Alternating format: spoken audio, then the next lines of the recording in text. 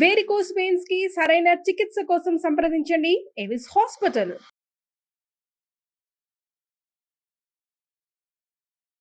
నమస్తే అమ్మా. నమస్తే అమ్మా. అమ్మ, ఇప్పుడు తరచుగా పెద్దవాళ్ళు అంటూ ఉంటారు, మేము ఇవన్నీ ఇన్ని రకాలు తిన్నామా, చద్దంలో అన్నంలో పెరిగేసుకొని తిన్నాము, వేడి వేడి అన్నంలో ఇంత కూర ఏదో ఒక చారు ఏదో ఒకటి చేసుకొని తిన్నాము, అయినా ఇంత ఆరోగ్యంగా ఉన్నాము, జొన్న రొట్టెలు తిన్నాము అని. మేమేమో ఇన్ని 12 రకాలు తింటున్నా కూడా మీతో నేను ఇంకా ఇప్పటికీ పోటీ పడలేను. మీ ఫాస్ట్నెస్కి ఉదయం లేచినప్పటి నుంచి మీ షెడ్యూల్ చూసుకుంటే మా ఈ షెడ్యూల్కే మేము ఏసీలో కూర్చొని అలసిపోతున్నాం. సో హౌ కుడ్ యూ ఏసీలో కూర్చున్నారు కనుక కలిసిపోతున్నారమ్మా. అదే పెద్ద మైనస్ అంటారా? అది పెద్ద మైనస్ అమ్మా. మంచి వాతావరణంలోంచి వచ్చే గాలి కాకుండా మీరు కండిషన్డ్ గాలి తీసుకుంటే మీ లైఫ్ కూడా కండిషన్ అయిపోతుంది. ఇందులో చాలా వరకు మీరు కార్బన్ డైఆక్సైడ్ తీసుకుంటున్నారు, మీ శరీరంలో నుంచి వచ్చేటటువంటి చెమట ఆరకుండా చూసుకుంటున్నారు. టాక్సిన్స్ ఎక్కడ విడుదలవుతున్నాయి మీ శరీరంలోంచి? చెమట పడితే కదా మీకు టాక్సిన్స్ విడుదలయ్యేది. You are not allowing the toxins to come out. There lies the problem అంటారు. అందుకే that is one of the problems. ఈ మధ్య కాలంలో జుట్లు ఊడిపోవడము చాలా పెద్ద సమస్యగా మారిపోయింది. అవునమ్మా. ఈ జుట్టు కోసం, ఈ కంటి చూపు కోసం మీరేం చేసేవారు, మమ్మల్ని ఏం చేయమంటారు ఈ రోజు ప్రేక్షకులకి తెలియజేద్దాం. అమ్మా, మేము ప్రత్యేకంగా ఏమీ చేశాము అని చెప్పడానికి లేదు. ఎందుకంటే ఇవన్నీ మాకు నిత్య జీవితంలో భాగాలుగా చెప్పినవన్నీ చేసాం. మన రొటీన్లో అలా చేసాం అంతే. అంటే రోజు తలకి నూనె రాచుకునేవాళ్ళం, కొబ్బరి నూనె మాత్రమే రాచుకునేవాళ్ళం. వారానికి ఒక్కసారి మాత్రమే తలకి నువ్వుల నూనె పెట్టుకుని తలంటి పోసుకునేవాళ్ళం. ఓకే. నువ్వుల నూనె తలకి పెట్టుకున్నప్పుడు ఎలా ఉంటుందంటే, మంచి నువ్వుల నూనె గనక తలకి పెట్టుకుని కొంచెం గట్టిగా ఇలా మాడికి ఇలా అనుకుంటే కళ్ళల్లోంచి ఆవిర్లు వస్తాయి. అవును, వేడంతా రిలీజ్ అయినట్టు పొగలుగా వచ్చేస్తాయి. అలా వచ్చింది అంటే కన్ను ఎంత శుభ్రపడింది. కంట్లోనే వేసుకోనక్కర్లా. కంటి చూపు బాగుండాలంటే కంటి దాకా వెళ్ళక్కర్లేదు. మన నిత్య జీవితంలో వైద్యులు పెడతారు, మనం మామూలుగా. కనుక జుట్టుకి మేము చేసిన ఏకైకమైనటువంటి పని చక్కగా 2 పూట్ల తల దువ్వుకుని గట్టిగా జడ వేసుకుని చివళ్ళకి బాగా చిన్నప్పుడు రిబ్బన్లు పెట్టుకునేవాళ్ళం. తర్వాత రిబ్బన్లు కొద్దిగా కొంచెం పెద్ద క్లాసులకు వచ్చాక 7, 8 క్లాసులకు వచ్చేటప్పటికి జడకొప్పులు పెట్టుకునేవాళ్ళం. జడకొప్పులు పెట్టుకుని కొంచెం బరువు ఉంటాయి కదా, జుట్టు సాగుతుంది అంటారు. అందుకే పెట్టేవారు, సాగుతుంది జుట్టు. ఇప్పుడు కూడా మనకి పెర్మింగ్ అవి చేసేవాళ్ళు కావాలంటే దాన్ని ఇలా పెడతారు, స్ట్రైట్ అని కావాల్సిన వాళ్ళు సాగదీస్తారు. మాకు స్ట్రైట్గా కావాలనడానికి ఇంకో మార్గం ఏంటి, చక్కగా చివరి దాకా. పైగా ఇంకోటి ఏమవుతుందంటే చివళ్ళు చిట్లవు, చివరి దాకా అల్లుతాం గనక చిట్లవు. అప్పుడు స్ప్లిట్ ఎండ్స్ అని చెప్పి కట్ చేయాల్సిన పని లేదు. కనుక అసలు కత్తెర పెట్టడం అన్నదే లేని పరిస్థితి. అందువల్ల అంతవరకే చేసేవాళ్ళం. కనుక జుట్టు నూనె రాచేవాళ్ళం గనక దాని సహజమైనటువంటి ఆ మెరుపుని కోల్పోయేది కాదు, అంతే. కాకపోతే ఎప్పుడన్నా కాస్త జుట్టుకు పోషణ కూడా చేసేవాళ్ళం. మందారాకు తెచ్చి బాగా నూరి దాన్ని ఈ కుంకుడుకాయలతోనే తలంటి పోసుకునేవాళ్ళం. ఆ కుంకుడుకాయ రసంలో కలిపి పోసుకునేవాళ్ళం. అది దాని మించిన కండిషనర్ మరొకట్లేదు. బ్రహ్మాండ. అసలు జుట్టు మీద ఇలా చెయ్యి పెడితే తలంటి పోసుకున్నాక ఇలా జారిపోవాలి. ఎవరైనా కావాలంటే మీరు ప్రయోగం చేసి చూసుకోవచ్చు. మందారాకు తెచ్చి బాగా దాన్ని మేము నూరేవాళ్ళ, మీరు మిక్సీలో వేసుకుంటారు, జిగురుగా వస్తుంది, జల్లులాగా వస్తుంది. దాన్ని నూరితే దాన్ని తలకు అప్లై చేసుకుని స్నానం చేసి చూడండి. దాని తర్వాత మళ్ళీ కుంకుడుకాయ పెట్టుకున్నా సరే ఆ జుట్టుకు ఒక మంచి షైనింగ్ ఉంటుంది. మీరు అదేమిటంటే కండిషనర్ ఏదో అంటారే, మెరుస్తూ ఉండడానికి జుట్టు ఇలా సాఫ్ట్గా ఉండి మెరుస్తూ ఇలా ఫ్లో అవ్వడం అంటారు చూడండి, అలా. అలాంటి ఈ సీరం ఏవో చాలా 12 రకాలు పెట్టాలి దానికోసం. మీరేమో సింపుల్ గా 2 దట్టు ఆర్గానిక్ అంతే.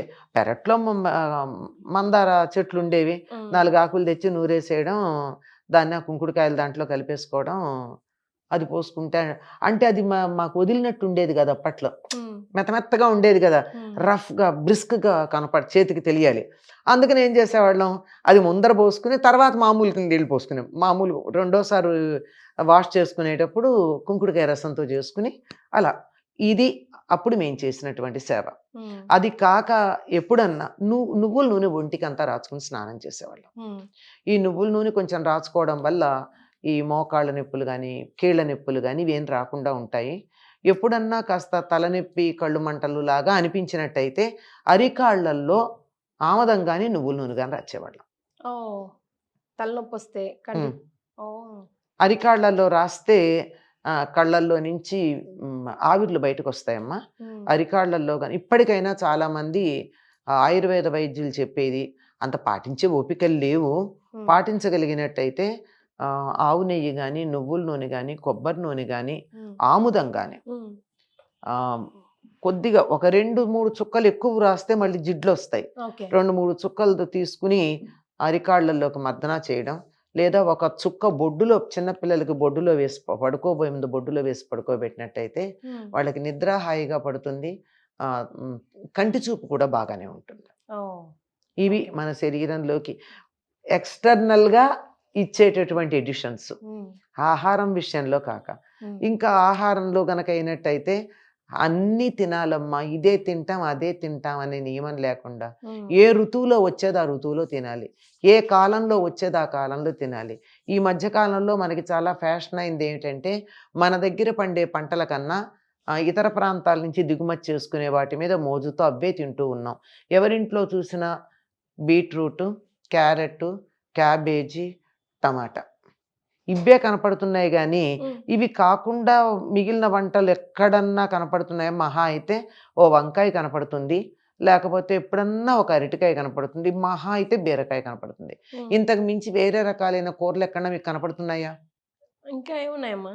బెండకాయలు, దొండకాయలు, బెండకాయలు ఉన్నాయి, దొండకాయలు ఉన్నాయి, చిక్కుడుకాయలు ఉన్నాయి, గోరుచిక్కుడుకాయలు ఉన్నాయి, ఆకుకూరలు. ఆకుకూరలు ఉన్నాయి, ఉమ్, పొట్లకాయలు, చమ్మకాయలు, చిక్కుడుకాయలు. ఎన్ని కాయలు ఉన్నాయి, ఉమ్, ఎన్ని ఆకుకూరలు ఉన్నాయి. ఆకుకూరల్లో మనకి తెలిసినంతసేపు చుక్కకూర, పాలకూర, తోటకూర, తోటకూర. మహా అయితే మెంతికూర. ఉమ్, అంతేకాని వేరే రకాల తెలియట్లేదు కదా. ఉమ్, రకరకాల ఆకుకూరలు ఉన్నాయి, రకరకాల కాయగూరలు ఉన్నాయి. ఇన్ని కాయగూరలు ఇవి కాకుండా మళ్ళీ మనకి ఎన్ని రకాలు ఉన్నాయి. అరటి చెట్టు ఉందంటే అరటి పువ్వు ఉమ్, వాడతాం, అరటి దూట వాడతాం. ఉమ్, ఇవన్నీ తెలుసా? తెలియవు. ఇన్ని తింటూ ఉంటే ఒక్కొక్క దానికి ఒక్కొక్క ప్రత్యేకత ఉంది. మరి అదే తింటూ కూర్చోవడం కాదు, అన్నీ తింటూ గనక ఉన్నట్టయితే మన శరీరానికి కావాల్సినవి అది తీసుకుంటూ ఉంటుంది, సరిపోతుంది. అన్ని రకాల పదార్థాలు తినాలి. అంతేగాని రోజు లెక్క ప్రకారం ఇదిగో ఇన్ని ఆల్మండ్స్, మరి ఇన్ని జీడిపప్పులు ఉమ్, అని లెక్క ప్రకారం పెడితే అందరి శరీరం ఒకటి కాదు కదా. ఉమ్, ఒకళ్ళకి ఇంత ఆహారం కావాలి, ఒకళ్ళకి ఇంత ఆహారం కావాలి. ఆకారాన్ని బట్టి కాదు, వాళ్ళ శరీరం యొక్క తత్వాన్ని బట్టి ఎవరికి ఏది కావాలో, ఎవరికి ఏది ఉపయోగపడుతుందో. ఒకే పదార్థం ఒకళ్ళకి పనికొచ్చేది, మరొకళ్ళకి పనికిరాదు. మరి అయ్యో. ఇందాక చెప్పిన దాంట్లో గుమ్మడికాయ ఉంది, బూడిద గుమ్మడికాయ ఉంది, ఉమ్, మనకి దోసకాయ ఉంది. ఇవన్నీ ఎక్కడ ఉన్నాయి? ఇప్పుడు నక్క దోసకాయ అంటే మనకి తెలియదు. నక్క దోసకాయలు ఉన్నాయి, బుడంకాయలు ఉన్నాయి, చెప్పండి వాక్కాయలు ఉన్నాయి, ఉమ్, ఎన్నున్నాయి. చెప్పుకుంటూ కనుక వచ్చినట్టయితే ఎన్నో రకాల కాయలు, ఎన్నో రకాల ఆకుకూరలు ఇవన్నీ ఉన్నాయి. చామ ఆకులు వాడేవాళ్ళు, ఉమ్, ములగాకులు వండుకునేవాళ్ళు. ఉమ్, మరి ఇవన్నీ అప్పుడొకటి ఏదో ఒకటి వాడుతూ ఉండడం వల్ల శరీరానికి కావాల్సినటువంటి పోషకాలన్నీ వచ్చేవి. పైగా ఏ ఋతువులో వచ్చిందో ఆ ఋతువులో తినేవాళ్లే కానీ వేరే ఋతువులో వేరేవి పెద్దగా వాడేవాళ్ళు కాదు. ఉమ్, ఇప్పుడు ఉదాహరణకి టమాటాలు ఉన్నాయి, ఎప్పుడు పండుతాయమ్మా? ఉమ్, మనకి నవంబరు ప్రాంతం నుంచి ఫిబ్రవరి దాకా వస్తాయి. మార్చి వచ్చాక మనకి దేశవాళీ టమాటాలు ఉండవు. ఉమ్, మనం ఇతర ప్రాంతాల నుంచి అవి తెచ్చుకుని వాడుకోవాల్సిన అవసరం ఏముంది? పులుపు కావాలంటే ఆ పాటికి మీకు చింత చిగురు వస్తుంది, ఉమ్. మామిడికాయలు వస్తున్నాయి, టమాటా వాడాల్సిన పనే ఉంది. ఏ సీజన్ అది వాడమంటారు. ఏ ఋతువులో మన వచ్చేది దేశంలో ఆ పండేవి. ఋతువులో తీసుకుంటూ ఉన్నట్టయితే ఆరోగ్యం బాగుంటుందమ్మా. ఇవన్నీ పనికొస్తాయి. ఉదాహరణకి గోంగూర కావలసినంత ఐరన్ ఉంది అందులో. ఉమ్, ఇది ఉంది, మన ములగాకు ఉంది, ఉమ్, కాల్షియం కాన్సన్ట్రేటెడ్. మరి వాడుతున్నామా? ఉమ్, ఇవేమీ వాడకుండా నాకు జుట్టు పెరగట్లేదు, విటమిన్ ఏ ఉమ్, పాలకూర వాడట్లేదు, చుక్కకూర వాడట్లేదు, బొప్పాయికాయ తింటలేదు కదా. అవును. క్యారెట్లో మాత్రమే దొరుకుతుంది మనకి ఏ విటమిన్ ఏ. మరి క్యారెట్లో మాత్రం ఏమిటం అన్నిట్లో ఉంటుంది, ఆకుకూరలన్నిట్లో ఉంటుంది కదా. ఇవేమి అన్నీ తిన్నట్టయితే అన్ని రకాలైనటువంటి ఆహారాలు మనకి కావలసిన పోషకాలు పరిపూర్ణంగా వస్తాయి. అదొక్కటి గుర్తుపెట్టుకున్నట్టయితే హాయిగా ఉంటుందమ్మా. జుట్టు ఏమిటో తెలుసా? శరీర ఆరోగ్యాన్ని తెలియచెప్తుంది. ఒక వెంట్రుకను చూసి వ్యాధిని చెప్పగలరు.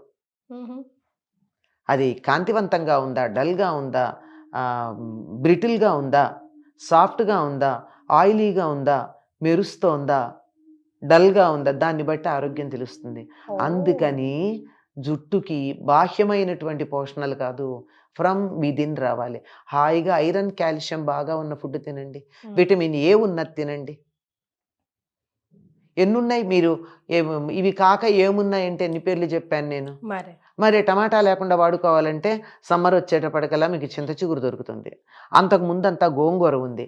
ఆ తర్వాత మామిడికాయలు 4 నెలల పాటు దొరుకుతాయి. ఆ లోపల ఉసిరికాయలు దొరుకుతాయి, చింతకాయలు దొరుకుతాయి. ఇవన్నీ ఉండగా టమాటాలు ఎందే వంటట్లా చేస్తాను అనే దృష్టిలోకి వచ్చేసినటువంటి వాళ్ళకి ఒక సెట్ ఆఫ్ భోజనం చేయడం అలవాటైతే ఆ సెట్లో ఉండే పోషకాలు దొరుకుతున్నాయి. అవి లేకుండా ఉండే ఆహారాల్లో ఉన్న పోషకాలు ఎక్కడ దొరుకుతున్నాయి? కరెక్ట్. పొట్లకాయ ఎంతమంది వాడుతున్నారు? అసలు చమ్మకాయ అన్నది ఉన్నదేనే తెలియదే చాలా మందికి. వాక్కాయలు చాలా కొద్ది మందికే తెలిసే. ఉస్తికాయలు ఎవరికి తెలుసు? కొన్ని పేర్లు నేను కూడా మొదటిసారి వింటున్నానమ్మా. అమ్మ, ఇవన్నీ మేము తిన్నవాళ్ళం. అది మ్యాటర్. అది అలా అనకండి. నన్ను చూసి మీరు ఇవన్నీ ఉన్నాయి, మీ జుట్టు ఇలా ఎలా ఉంది, మీ కళ్ళజోడు ఎందుకుంది అని అనకండి. వయస్సు ఒకటి, రెండు అది అలవాట్లు ఒకటి. అలవాట్లు కూడా కారణం. మరి పడుకుని చదివే అలవాటు ఉన్నప్పుడు కళ్ళజోడు రాకుండా ఏమవుతుంది? పడుకుని చదవకూడదు కంటి చూపు బాగుండాలంటే. తర్వాత బ్రైట్ లైట్ పుస్తకం మీద ఉండాలి, కంటి మీద ఉండకూడదు. ఇప్పుడు ఇక్కడ కూర్చొని చదవకూడదు, నా మొహం మీద లైట్ పడుతున్నప్పుడు చదివితే కంటికి ప్రమాదం. తర్వాత ట్రావెలింగ్ లో కదులుతున్నప్పుడు, తర్వాత చదివేటప్పుడు ఎప్పుడు కూడా మన పిల్లలు ఇట్లా పెట్టుకుని కానీ చదువుతారు, అది మంచిది కాదు. 45 degrees ఉండాలి చదివే పుస్తకానికి. మన కంటికి అడుగుంబావు దూరం ఉండాలి పుస్తకం. ఇలాంటివి పాటిస్తున్నామా? చదివేటప్పుడు ఇలా నిటారుగా కూర్చుని ఇలా పెట్టుకుని గనక చదివితే ఎంత చదివినా కంటి చూపుకి ఇబ్బంది లేదు.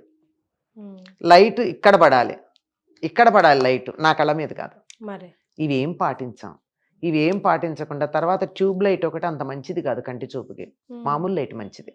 సో ఇవన్నీ మనం ఒకసారి ఎస్టిమేషన్స్ వేసుకోవాలి. వీటిలో వీలైనంత వరకు ఇవేవి వైద్యులు చెప్పేవి కాదమ్మా, ఇంట్లో పెద్దవాళ్ళు చెప్పిన మాటలు కనుక. వీటిని కనుక మనం కొంచెం జాగ్రత్తగా పాటించగలిగినట్టయితే బాగానే ఉంటాం.